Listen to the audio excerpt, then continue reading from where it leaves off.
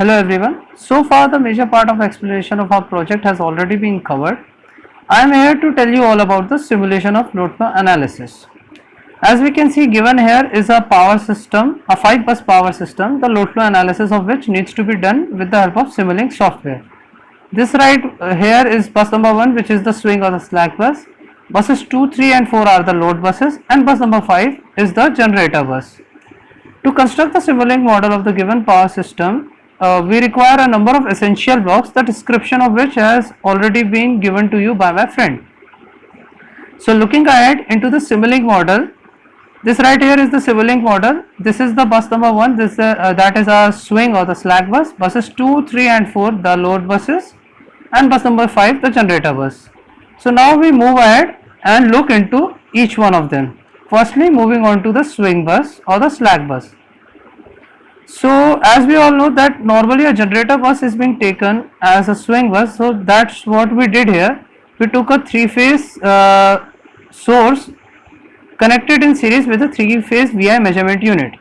To the 3-phase VI measurement unit, we have two displays connected, which shows us the voltage and current magnitudes as well as angles for that particular bus. And this right here is our load flow bus, or to what we term as the bus bar. So now we look ahead into the other buses. These as we all know are the load buses, buses 2, 3 and 4. Here at the end we have 3-phase parallel RLC load connected, because these are the load buses. Rest all the connections are similar to what we saw in the swing bus. The 3-phase parallel RLC load is connected in series with the 3-phase VI measurement unit to which displays are connected, and here is the load flow bus. So now we look ahead into our final bus, that is our generator bus. So the generator bus is similar to the swing bus. The only difference comes when we feed into the parameters for each block of the buses. Talking about the parameters for each block, by double clicking on each block we can feed the value of parameters what we require or what is specified to us. If you look back into the previous slide, here we can see different line to line admittances are being connected between different buses. So these line to line admittances here are being shown with the help of 3-phase series RLC branches. These are the line to line admittances as was shown in the power system model. With the help of play button present right on top, the green button,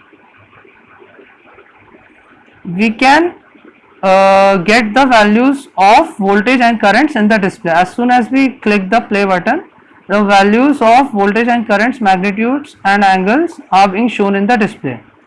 In order to compute our load flow, we will have to use the most important part of our model, that is the power GUI block. The power GUI block contains of the load flow tool, by clicking on which we get the optimal load flow solution for the given power system.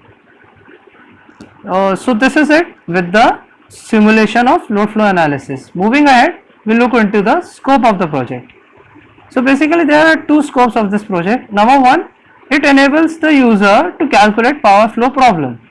MATLAB is used to program the power flow solution, and graphical user interface is used to help a user and is easy to use.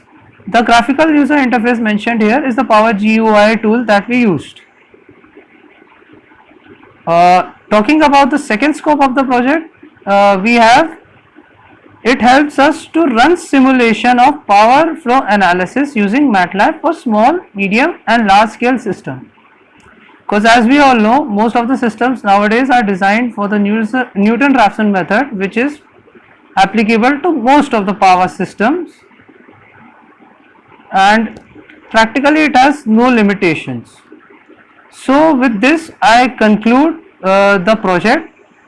On behalf of my entire group, I would like to thank all the faculties and especially Mrs. Robi Jain for her guidance and support towards the completion of this project. I would also like to thank you all for your patient listening.